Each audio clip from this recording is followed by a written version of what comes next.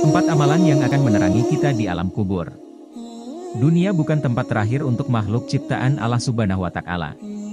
Tapi kehidupan di dunia berperan penting bagi manusia untuk kehidupan selanjutnya di akhirat kelak. Hanya saja tidak banyak manusia yang memanfaatkan kesempatan tersebut. Bagi seseorang yang ingin meninggal dalam keadaan husnul khatimah, baik, hendaknya membiasakan diri untuk melakukan amalan yang diperintahkan oleh Allah Subhanahu wa Ta'ala. Selain itu, amalan yang telah dilakukan juga dapat menjadi penerang di alam kubur. Nah, kali ini kita akan membahas 4 amalan yang akan menerangi kita di alam kubur kelak. Pertama, menjaga salat 5 waktu.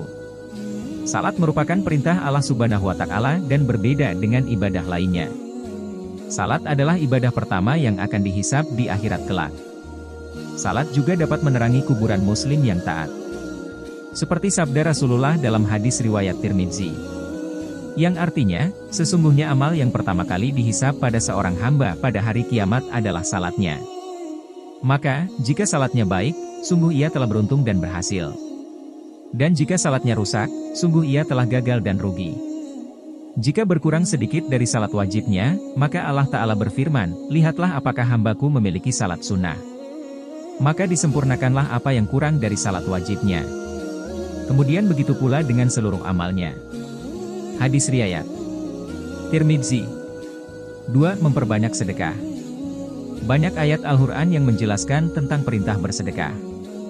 Hal ini bukan sekedar keikhlasan memberi, melainkan Rasulullah memberitahu bahwa sedekah dapat menjadi naungan umat manusia di hari kiamat kelak. Rasulullah bersabda, naungan orang beriman di hari kiamat adalah sedekahnya. Hadis riwayat Ahmad. 3. Banyak membaca Al-Quran. Sebagai umat muslim, membaca Al-Quran merupakan suatu ibadah yang dianjurkan. Sebagai kitab suci yang mulia, dengan membacanya akan membuat hati menjadi tenang. Rasulullah pernah bersabda bahwa dengan membaca Al-Quran akan mendapat syafaat pada hari kiamat, serta senantiasa menjadi teman dan penerang di alam kubur. Bacalah Al-Quran karena sesungguhnya di hari kiamat nanti ia akan menjadi syafaat kepada orang-orang yang mengikutinya. Hadis riwayat Muslim. 4. Perbanyak bertasbih. Terakhir adalah perintah bertasbih. Ini sangat jelas disebutkan dalam Quran Surah Al-Ahzab ayat 41-42. Yang artinya, hai orang-orang yang beriman, berzikirlah, dengan menyebut nama Allah, zikir yang sebanyak-banyaknya. Dan bertasbihlah kepadanya di waktu pagi dan petang. Quran Surah Al-Ahzab 41-42. Anjuran bertasbih ini tentunya tidak akan luput dari keutamaan yang akan didapat oleh seseorang yang melaksanakannya. Salah satu keutamaan bertasbih adalah selalu dekat dengan Allah Subhanahu wa Ta'ala.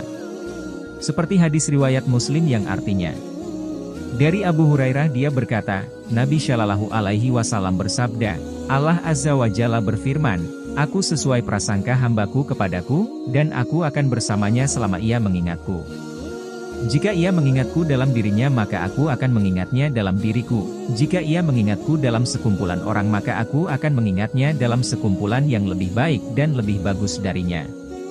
Jika ia mendekat kepadaku 1 jengkal maka aku akan mendekat kepadanya 1 hasta. Jika ia mendekat kepadaku 1 hasta maka aku akan mendekat kepadanya 1 depa. Dan jika ia mendatangiku dengan berjalan maka aku akan mendatanginya dengan berlari.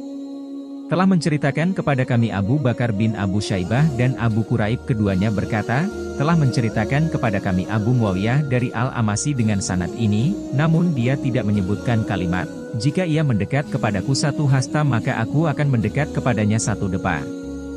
Hadis riwayat Muslim.